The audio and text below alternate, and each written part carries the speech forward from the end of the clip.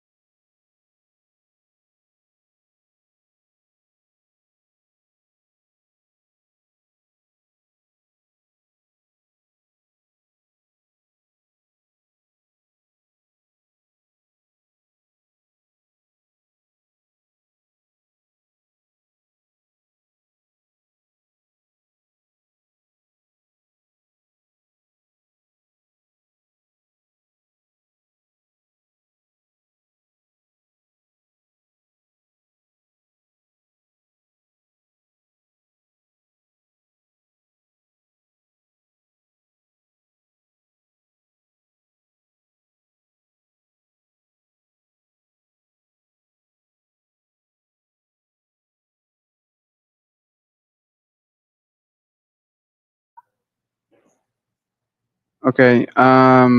So for the people online, I'm sorry for the technical problems. I hope you can see the slides and hear me well. Okay. Obrigado. So I was saying, yes, I'm looking for a collaborator to potentially set up like a research visit here, and so I'm looking for researchers who are related to any of these fields, including photosynthetic modeling and remote sensing. Yeah, if any of you work in these fields, or if you know people that work in these fields, I would be very interested to get in touch. So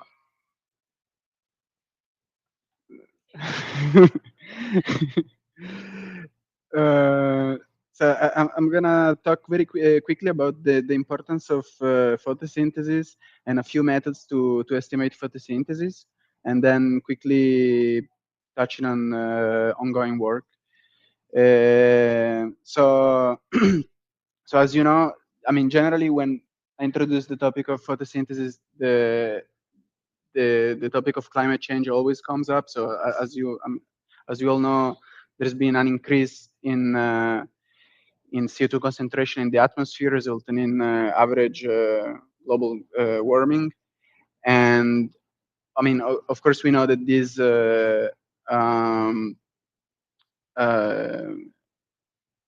warming has been it's related to the anthropogenic contribution. So the human influence, it's clear, and there are several consequences, including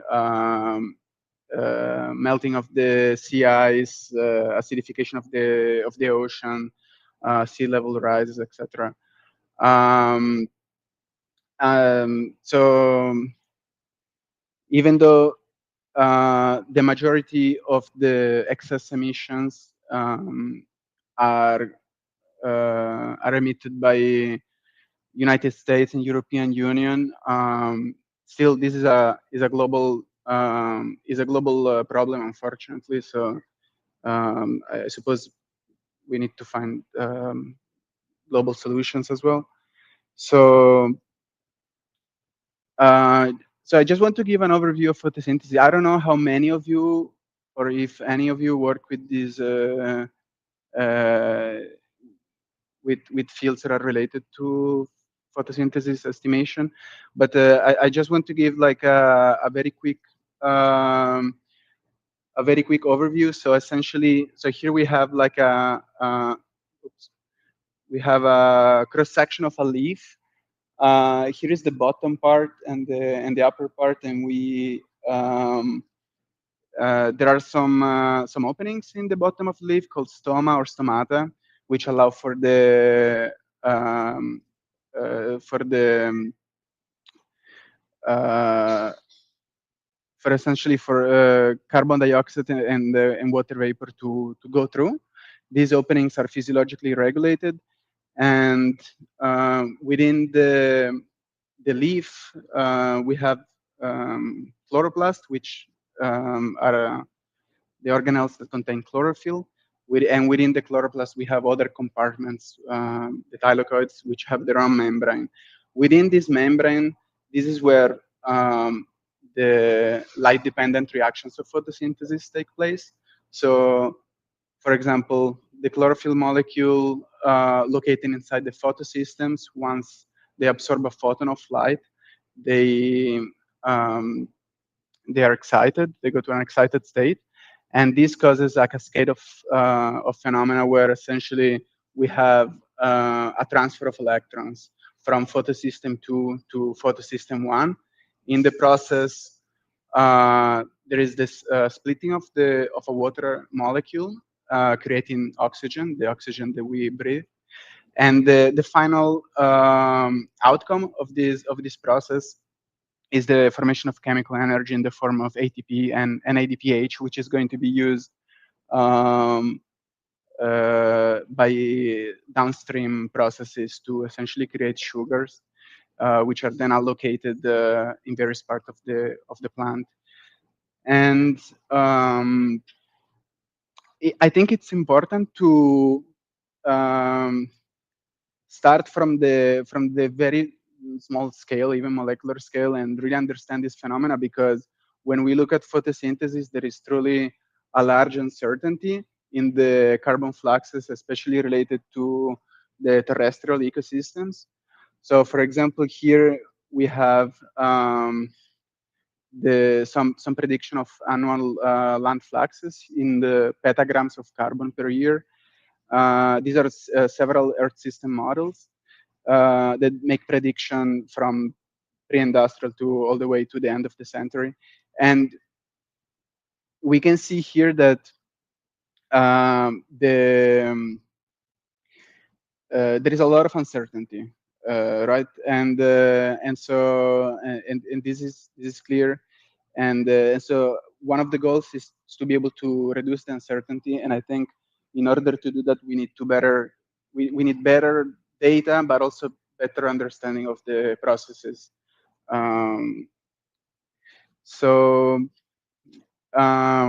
Of course, there are many different ways to estimate photosynthesis, but I'm only going to talk about 3 of them, which are the ones that I'm more familiar with.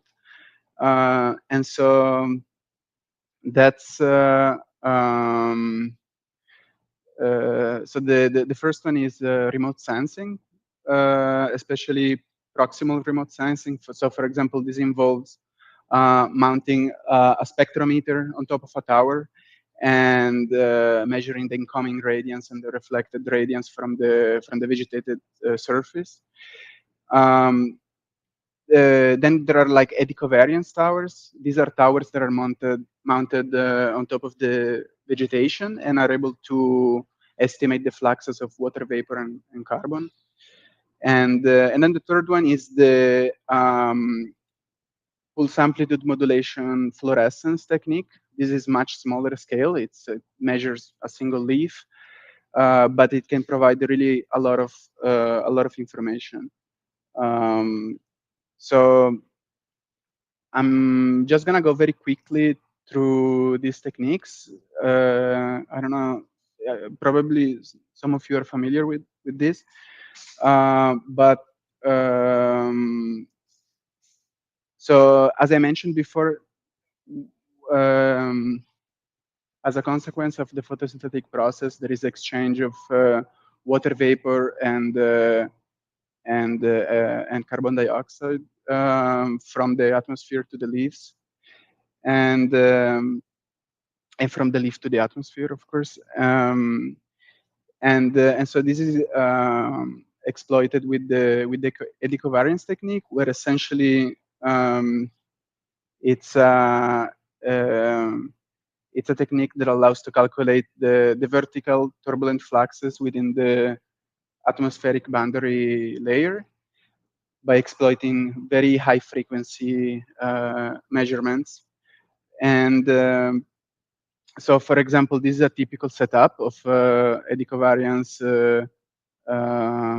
Well, not a tower in this case, but so we have generally a sonic anemometer. So this is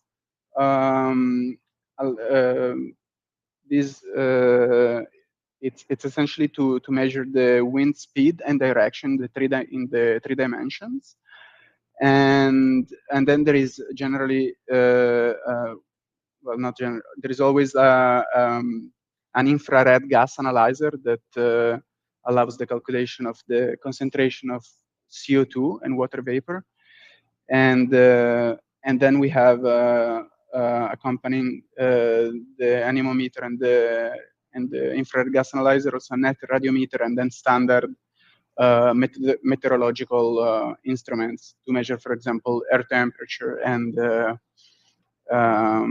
relative humidity, etc. And and so from this we can obtain a lot of information which are relevant to the carbon cycle, such as for example net ecosystem exchange. So that would be the net exchange of carbon from the atmosphere to the surface and vice versa, depending if the ecosystem is a source or a sink, and ecosystem respiration. So net ecosystem exchange generally can be measured directly, whereas the ecosystem respiration, it's modeled. What generally is done is that at night there is no photosynthesis, of course, so we can measure the night respiration and then extrapolate the relation that the temperature dependency on respiration during the night to essentially model the respiration during the day.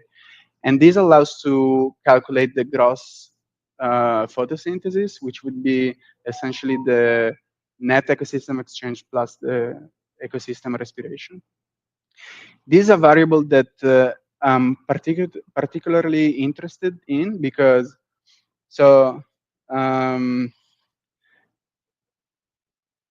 net ecosystem exchange, which is, as I mentioned, something we can directly measure with eddy covariance, has both the, let's say, the photosynthetic component and the respiration component.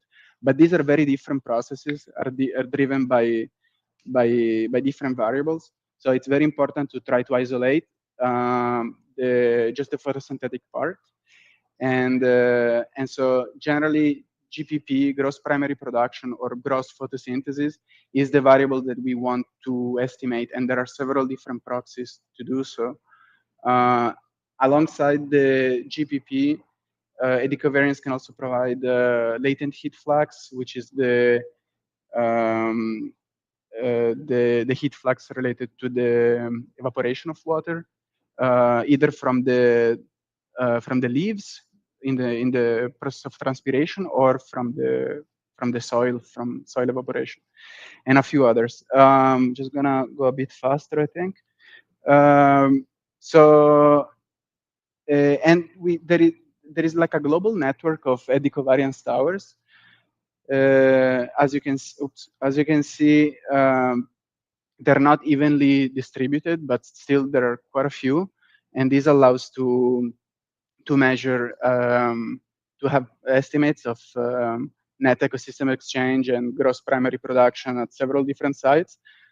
this with remote sensing can be then extrapolated to have some kind of data-driven estimate of global gross photosynthesis. So then I'm gonna very quickly talk about the PAM technique, but very quickly. So essentially, so this is another technique to estimate photosynthesis at a much smaller scale. As I mentioned, this is at the leaf scale. And I need to just provide a very small introduction again. So essentially, before I was talking very quickly about the light-dependent reactions of photosynthesis. However, that's not the only process that that takes place within the leaf from the absorbed light.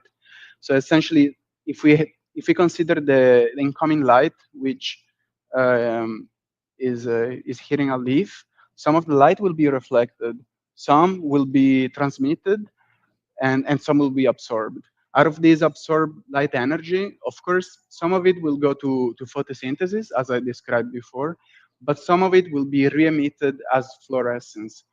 So this is essentially light in the red and near infrared, and it's a way for the chlorophyll molecule to go back to the ground state after being excited by a photon of light. And it's a very important dissipation mechanism. And then the third one is the dissipation as heat in a process called non-photochemical quenching. And so essentially, these three processes, so photosynthesis, chlorophyll fluorescence, and heat dissipation, they share the same light energy, the same excitation energy within the leaf. And so the idea is that if we have like a good estimate of chlorophyll fluorescence and perhaps a good estimate of the heat dissipation, we could get a handle on the photosynthetic process. And so this is the interest of using fluorescence to estimate photosynthesis. As you can see here on the left, these are 1 day of measurements with the PAM technique. So we have in the green, we have the yield of photochemistry. So let's say the percentage of energy that goes to photosynthesis. And in purple, we have the heat dissipation. And in red, the fluorescence. We can see that the heat dissipation actually sometimes, especially during stress conditions, can be very considerable, like more than 50% of the energy goes to heat dissipation and only a small part to photosynthesis under stress conditions. So as I mentioned, the PAM technique, it's very small scale. In this case, it's just measuring, we have a fluorimeter here, and it's measuring a part of a leaf. The way it works is that it produces a pulse of light, which is very strong and saturates completely the photosystems in the leaf. So it's impossible. I mean, all of this energy cannot be used for photosynthesis, and the heat dissipation pathway that I was talking before, it's slow. Like it takes a few seconds or minutes to actually activate. So in fact, all the energy is the excess energy is dissipated as fluorescence. So we have like a peak of fluorescence, which is measured by this fluorimeter here. And by comparing the baseline fluorescence with the maximum fluorescence, it's possible to obtain several different variables, such as, for example, the yield of photochemistry, the yield of non-photochemical quenching, so the heat dissipation, and so on. Now I'm going to go a bit faster. So with remote sensing, of course, we can do remote sensing from satellite, but in my case, I'm mostly focused on proximal remote sensing. So that's the case the case when we have one spectrometer mounted on a tower, which is close to the vegetation, and And there are different ways to use remote sensing to come up with information about photosynthesis from vegetation. Most of the remote sensing indices are based on the reflectance. So for example, here we have on the top, the incoming radiance, and in the middle, the reflected radiance. So this is the radiance reflected by a vegetated surface. And in the bottom, the reflectance, which is the ratio between the two. We can see here that, for example, this is the red, this is the blue, this is the green. There is like more absorption of light in the red and in the blue, and this here it is. This is the red edge shoulder, and then we have the near infrared part where plants reflect much more light. So from using spectral these spectral signatures, it's possible to come up with some interesting information. For example, if we see here we can get the reflectance in the red and the reflectance in the near infrared. From this, it's possible to come up with an index of greenness, essentially, which it has been used quite a lot because it can be correlated, for example, to chlorophyll content, which is a basic characteristics of photosynthesis. So this is very useful and has been used for decades, but there are some limitations. For example, this index, the NDVI, it saturates really quickly, and it does not provide direct information about photosynthesis. So since like a decade or so, there's been a lot of interest in sun-induced fluorescence. So this is essentially the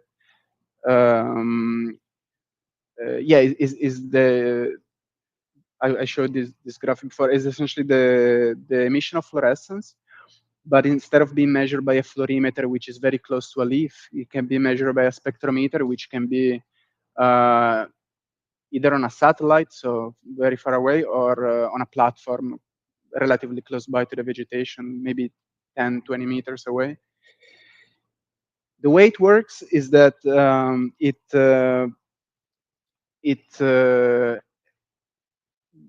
because what I should mention is that the SIF, or the sun-induced fluorescence signal, is actually very, very small.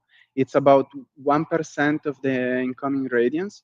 So it is indeed a challenge to disentangle the emitted light from the reflected light. But it's possible. Usually what we do is exploiting the oxygen absorption bands. So for example, here we have the incoming irradiance, and we can see that there are some parts where some of the light is being absorbed. In fact, it's been absorbed by the oxygen in the atmosphere. So this is the oxygen 2A band, and this is the oxygen is the oxygen B band. And so essentially what usually is done is that if you have a spectrometer with a high enough spectral resolution and spectral sampling, it's possible to take like a measurement of the incoming and reflected radiance just outside the band and inside the band. And this allows to estimate the infilling of light from the emission itself. So this is how generally sun-induced fluorescence it's been retrieved, and this is why we say retrieved. It's an estimation. It has to go through a modeling step. With this technique, it's impossible to measure directly. But it is quite useful because it correlates quite well with gross primary production, so gross photosynthesis. So for example, here on the x-axis, we have gross photosynthesis, and on the y-axis, we have the sun-induced fluorescence. And we can see that there is a positive and linear relationship between the two, with some changes among plant functional type and ecosystems, but overall seems pretty robust. And as I mentioned, sun-induced fluorescence can be also retrieved from satellites. There are many satellites in orbit that are capable to retrieve SIF, including Tropomi, GOMI2, or CO2, etc. There is a new satellite from the European Space Agency, FLAX. So in this paper, it says it was supposed to be launched in 2022. I think it's going to be launched next year, but it's I don't know. But whenever it's going to be launched, it's going to be very interesting because it will provide sun-induced fluorescence retrieval at very good spatial resolution of 300 meter by 300 meter. So that's good. And now I want to focus on a few challenges, but I am conscious of the time, so I'm gonna go a bit quick. So essentially, one of the challenges in using SIF as a proxy for gross primary production is that there are many confounding variables. So for example, we have the effect of nutrients and the effect of canopy structure. So especially nitrogen, which is a key component of chlorophyll, can have a strong effect on the relationship between sun-induced fluorescence and photosynthesis. But also the canopy structure, in particular, let's say how close the canopy is, so the leaf area index, but also the average leaf inclination can have like a very strong effect on the amount of light that is being absorbed and the relationship between the two. And another thing which we found out is that extreme events such as droughts and heat waves also can disrupt the relationship between sun-induced fluorescence and gross primary production. So, for example, here we have like in the periods, the blue points here is the period before the heat wave, and we have a positive relationship. But in the period during the heat wave, this is the 2018 European heat wave, we have like, in fact, a strong deviation. We have like a negative relationship, and overall the relationship is quite non-linear. So this is something else that we need to take into account, the role of extreme events, how they can disrupt the ability to predict photosynthesis. So I am at the moment, as I mentioned, working at LSE in France. There we mostly work on one terrestrial biosphere model called Orchidea, which is it's able to essentially do simulations of photosynthesis for all the way until 2100. And there is some colleagues of mine, they used sun-induced fluorescence to constrain GPP estimation. So the idea is that they use SIF to constrain key parameter related to photosynthetic estimations.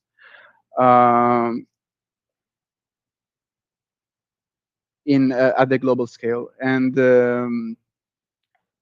so this resulted in more accurate predictions of GPP compared to data-driven products.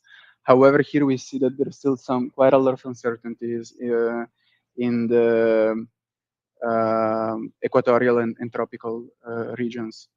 So I'm almost finished. So I just want to quickly mention the project that I'm doing at the moment. So it's related to the use of sun-induced fluorescence to constrain photosynthetic estimation at the regional and global scale. So mostly focusing on extreme events. So we have 7 different sites across Europe. where essentially we have the measurements that I described today, so eddy covariance, sun-induced fluorescence, and pulse amplitude modulation fluorescence. And so it's a very complete and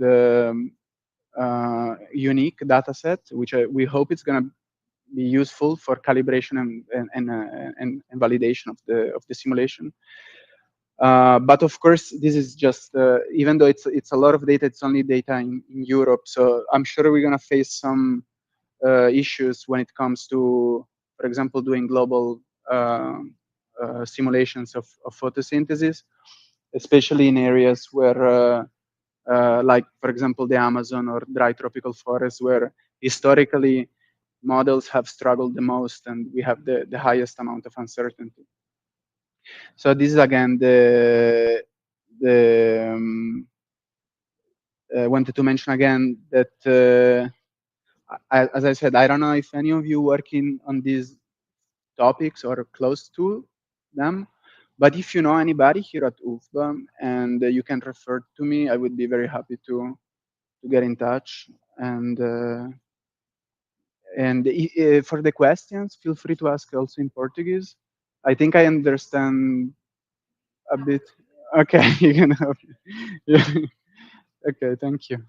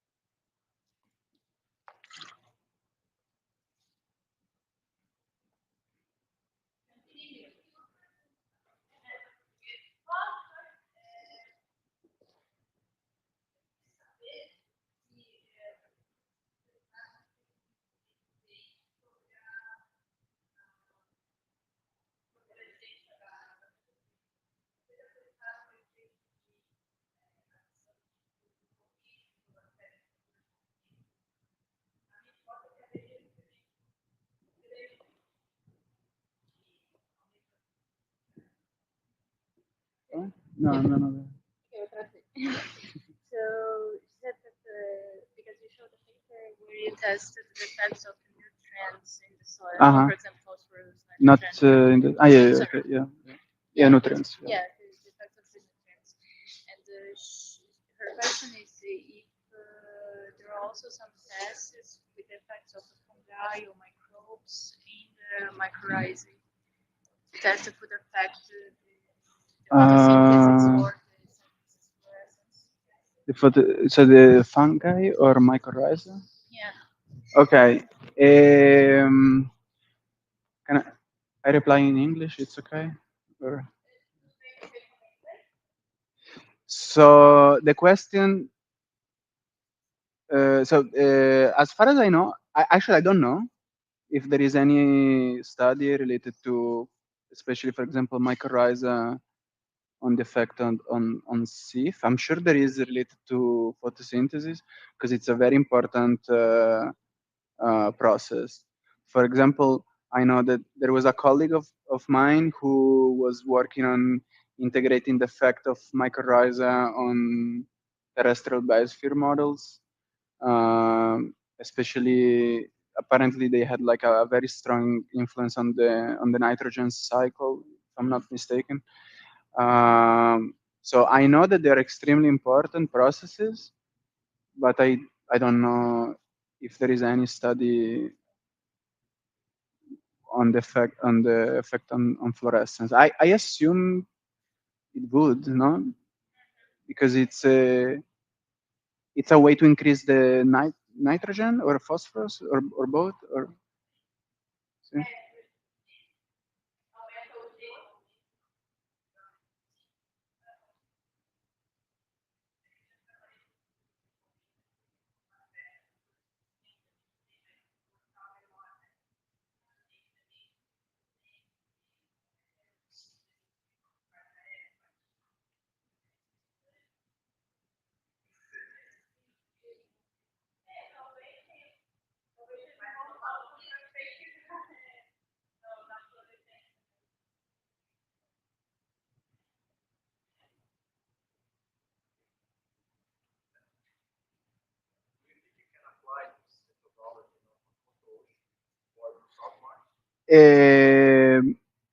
Yes. So for the people online, the question is related to if you to SIF specifically, right? So if SIF can be retrieved on the in the oceans, and yes, so there is a community of people doing science fluorescence in the ocean, but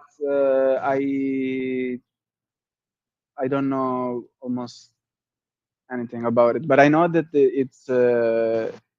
it's possible, and like a few years ago there was a conference where they were trying to bring together the terrestrial community and the aquatic community on the topic of sun-induced fluorescence, and they were developing algorithms to retrieve in the ocean. This was many years ago, so I assume they probably have them at the moment. And I think it's a very pertinent question because all of these satellites that retrieve SIF, they also uh, they sample a lot of ocean as well, and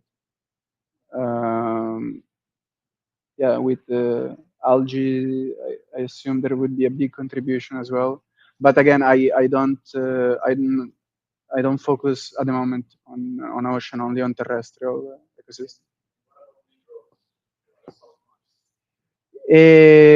So actually, I saw yesterday there was a paper of some people in Taiwan doing SIF in mangroves. Yes. So, but because I know that these are highly productive ecosystems, and also they're attracting a lot of attention. So perhaps there is more research related to that, but I think there would be an interesting direction that perhaps I would like to learn more about. Okay. Okay. Yeah.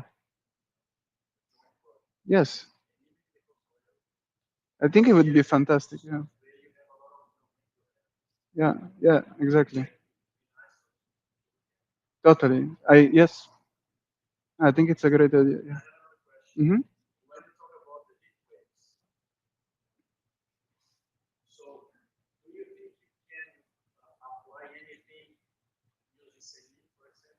Using?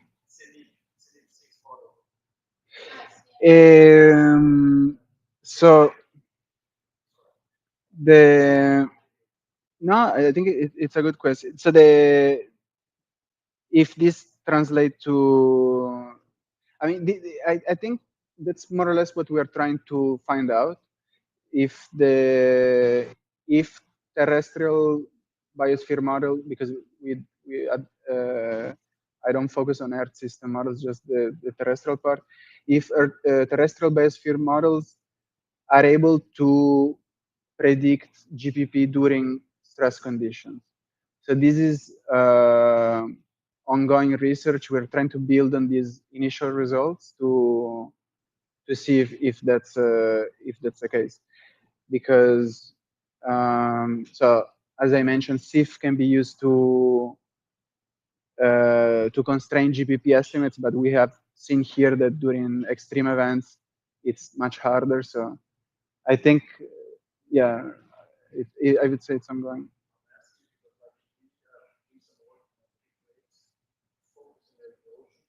Yeah.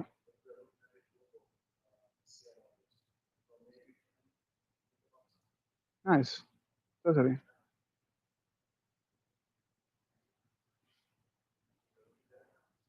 Thank you.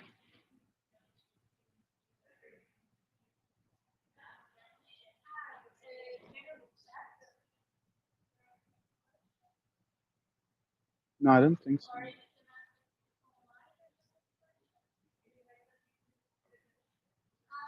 What? Because I think the people that want to ask, they need to be on the stage. So but okay, but he's not connected. So I think Marcel is going to write a question on the chat. Okay.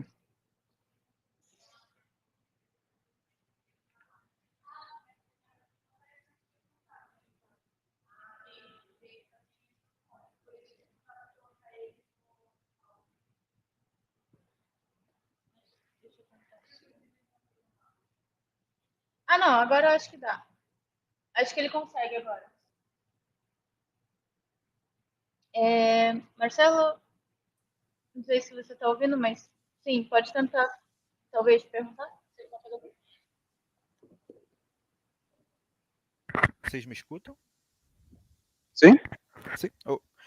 Hello, David. Thank you for your presentation. It was really nice. Okay. I have actually, it's something that I thought about it, seeing you presenting the ad covariance Yeah.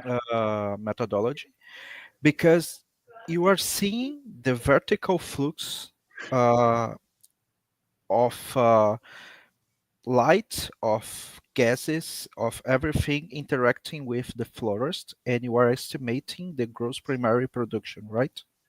Yes. So you are trying to see the sources and also the output on the vegetation. Do you think that it's possible to predict the isotopic fractionation using this ad covariance methodology? Okay. I'm going to repeat the question to the audience.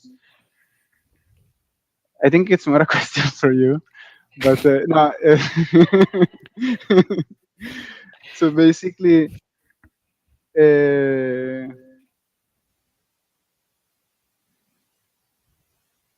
so it was related to the decovariance technique, and if it's possible to use decovariance. Sorry, what was again the question related to isotopes? Like, If we can try to use that covariance technique to try to estimate the isotopic fractionation uh, from the if photosynthetic process. if it's possible to estimate the isotopic fractionation with eddy covariance, honestly, I cannot. I cannot say this. I don't know. No, Do you want to come here? I don't know if you can hear him, but yeah, I'm listening. yeah, the ad covariance thing, as far as I know, because I'm not an expert on covariance either, but basically it's going to use the eddies or like this turbulence. Yeah, these wind turbulences. So basically it's measuring the fluxes, but it's not like collecting samples. So I wonder if maybe to have a spectrometer that can measure continuously the isotopes, but I don't know. Honestly, I don't think it's possible to measure isotope fractionation, but it's something that I have to look more into detail to provide a proper answer. I don't know if that helps. Sure, thank you.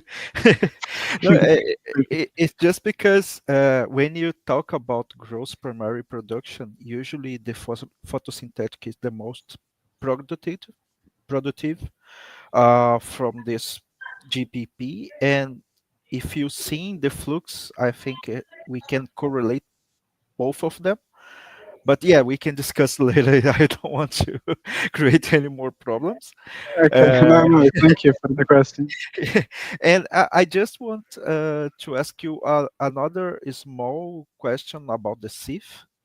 Uh, if you are looking for terrestrial, like covering, and you are like mapping and estimate things using this information, you can think, for example, in Brazil, we have like a lot of problem with deforestation. If we can use the SIF to estimate when some places had this like deforestation Yeah. process, and you can estimate how much of the layer has changed because of the process. Yes. Yeah. Thank you for the question. I think I will. There is a question from the audience here, but I'll come back to your question in a second. Okay, perfect. Sorry. Okay, so the question is because you showed the indexes to see at the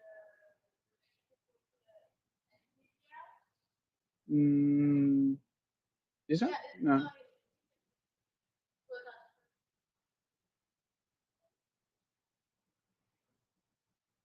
NDVI? No, no, I don't think so.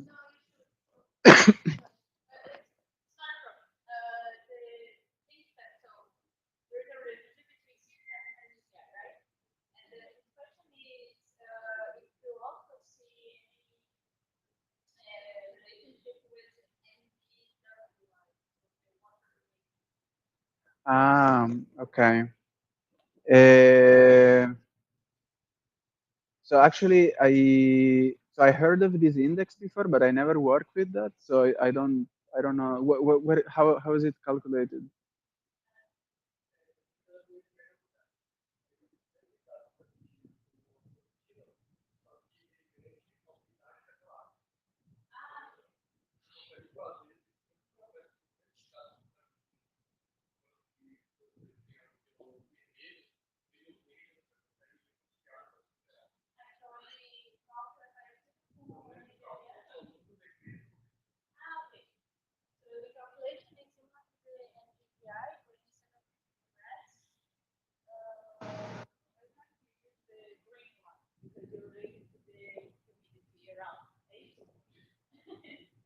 Okay. I don't know. I will write it down and I will check it. I don't know because I cannot provide an answer. I don't know.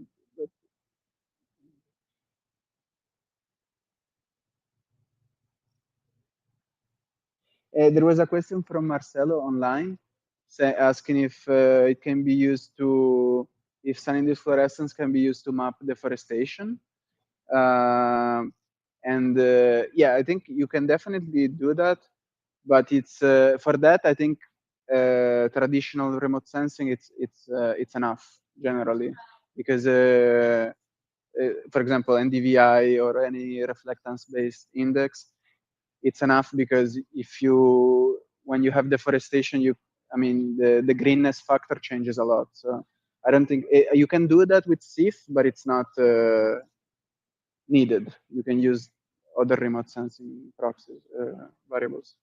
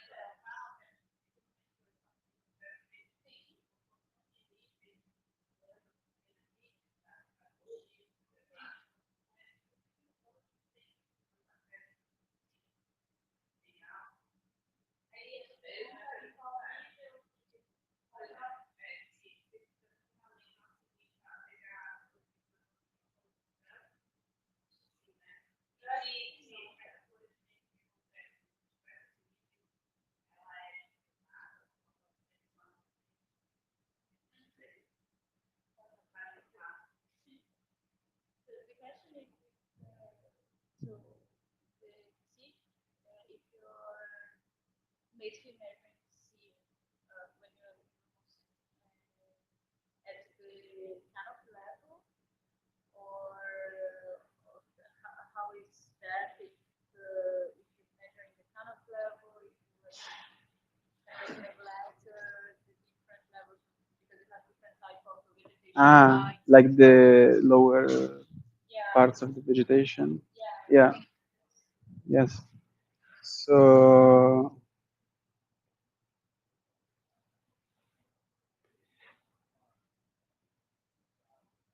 basic. So I don't have the right figure here to show, but it's a very, very good question, because the point is that so we can retrieve sun. So for the audience, the question is related to basically if it's possible to measure sun-induced fluorescence from the lower levels of the canopy. And so the point is that we can retrieve SIF in the red and in the near infrared, so 760 nanometer and 687. And especially the red is the part where the chlorophyll absorbs a lot of light. Sorry, it is the part where the chlorophyll absorbs, yes, a lot of light. So essentially, a lot of the emission of fluorescence, especially in the red, is reabsorbed by the canopy. And so, in fact, what you observe at the top of the canopy, it's only a small part, because a lot is being reabsorbed or scattered by the canopy itself. And then there is a complication, which is the fact that if the sensor is very far away from the canopy, some of the fluorescence is also reabsorbed by the oxygen in the atmosphere as well. So the same oxygen that allows us to retrieve the sieve can also reabsorb the signal on the way up. But yeah.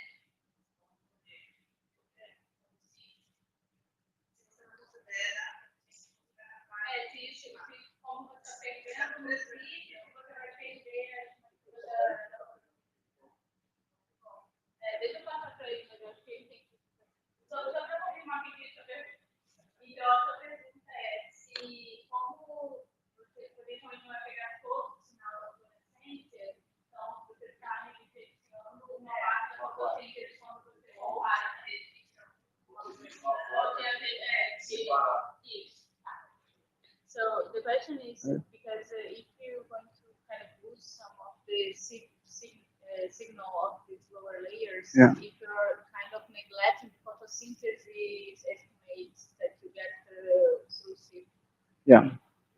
Yeah. No, it's a very good point. There is a way to correct that. That's also fine. Yeah. So no, it's a very good point, because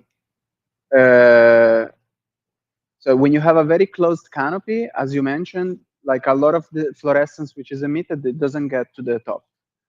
I mean, you also have more emission of fluorescence when you have very high leaf area index, for example. So that perhaps compensates a bit. But in fact, you do have a lot of reabsorption. So there are ways to estimate what is called the escape probability of fluorescence. Usually that's depending on the leaf area index, but it's about, let's say, 30%. I think is around 30% with the LAI of 2 or 3. So the majority, it doesn't get to the top for sure. So generally, there are several different ways to estimate the escape probability, mostly by emulating radiative transfer models. So you can have some radiative transfer. You simulate how the light travels within the canopy, the emission of fluorescence, and how then the fluorescence itself is absorbed and scattered. So that would be the most, the best way to do it. But you need a lot of, you need to parameterize the vegetation very well, which is very difficult. So for example, you need to know the Faria index, the angles of the leaves, the average angle of the leaves, and chlorophyll content. Those are the main variables that are going to influence the reabsorption of SIF. Yeah.